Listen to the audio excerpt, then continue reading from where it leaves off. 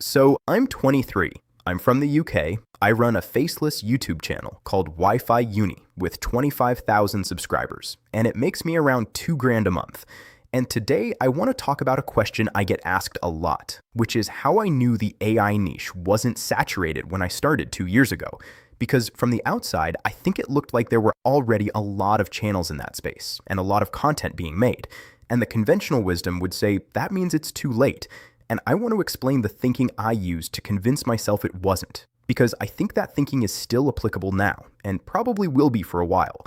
Please excuse this AI slop voice. I promise the value in this video is worth it. And I want to start by challenging the concept of saturation itself, because I think it's one of those words that gets used a lot without people really defining what they mean by it. And when you actually define it, the argument that a niche is saturated is much harder to make than it sounds. What saturation would actually mean is that the supply of content has caught up with or exceeded the demand for it. Like, there are enough channels making enough good content in the niche that a new channel can't find an audience because all the available viewers are already served. And when I looked at the AI and make money online space 2 years ago, that was just not what I saw. And honestly, it's still not what I see now. So the first thing I looked at when I was thinking about whether the niche was saturated was the search volume. And what I mean by that is whether people were actively searching for this content on YouTube. And the answer was clearly yes. Like, you could type almost any combination of AI and making money into YouTube search and find topics that were getting searched for more than the existing content was serving them. And that gap between search demand and content supply is the definition of an unsaturated niche. And I think people confuse the number of channels in a space with the saturation of that space. Like, they see a lot of channels making AI content and conclude it's saturated. But if the audience is growing faster than the channel count, then it's not saturated, even if there are a lot of channels. And 2 years ago, the audience for AI content was growing extremely fast, while the number of channels serving it was growing much more slowly. And that gap between a rapidly growing audience and a more slowly growing content supply is exactly the condition where a new channel can grow quickly, because there's more demand than supply, and any channel that serves the demand well will find an audience. The second thing I looked at was content quality, and I want to be careful about how I say this because I don't want to sound arrogant. But honestly, the average quality of content in the AI niche 2 years ago was not that high. And what I mean by quality is not production value. It's whether the content was genuinely useful and honest and clear. There was a lot of content that was technically about AI and making money online, but that was either recycled from other videos without much original thinking, or heavily optimized for clicks rather than for actually being useful, or made by people who didn't really understand the tools they were talking about and were just following trends. And I think viewers could feel that, even if they couldn't articulate it. And when I saw that gap between what the audience was searching for and the quality of what they were finding, I thought there was a real opportunity for a channel that just committed to being honest and clear and genuinely useful, because that standard wasn't being met consistently by a lot of the existing content. And I think the quality gap is actually more important than the volume gap when you're assessing whether a niche is saturated. Like, a niche could have 1,000 channels in it and still be unsaturated if none of those channels are really serving the audience well. And the AI niche 2 years ago had a lot of channels, but not enough good ones. The third thing I looked at was the sponsor ecosystem. And I've talked about this in other videos, but it's worth repeating in this context, because I think the health of the sponsor ecosystem is one of the best proxies for whether a niche is growing or contracting. When I looked at the AI content space 2 years ago, the sponsor ecosystem was clearly healthy and growing.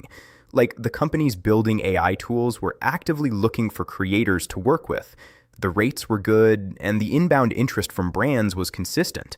And that told me money was flowing through the niche in a way that would continue to reward creators who built audiences in it. Because the thing about a genuinely saturated niche is that the sponsor ecosystem dries up as it gets harder to stand out, and the audience becomes less engaged.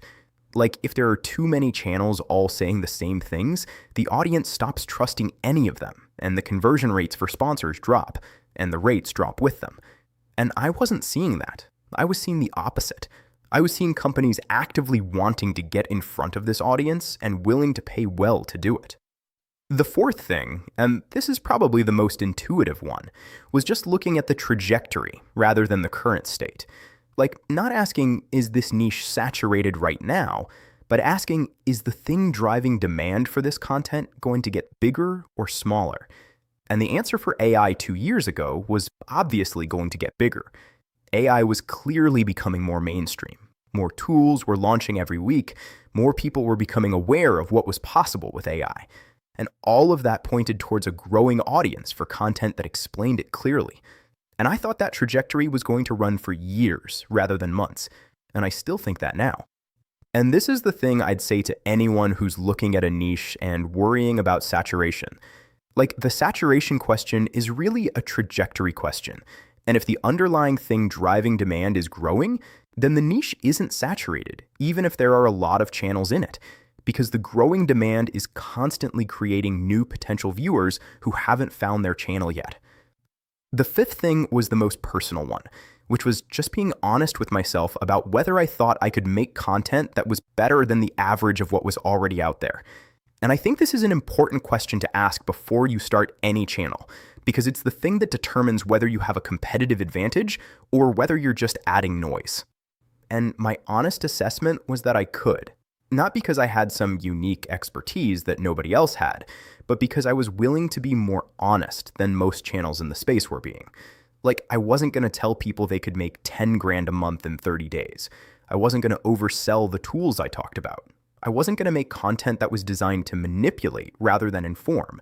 And I thought that honesty was actually a competitive advantage in a space where a lot of the content felt a bit slippery. And 2 years later, that assessment seems to have been right.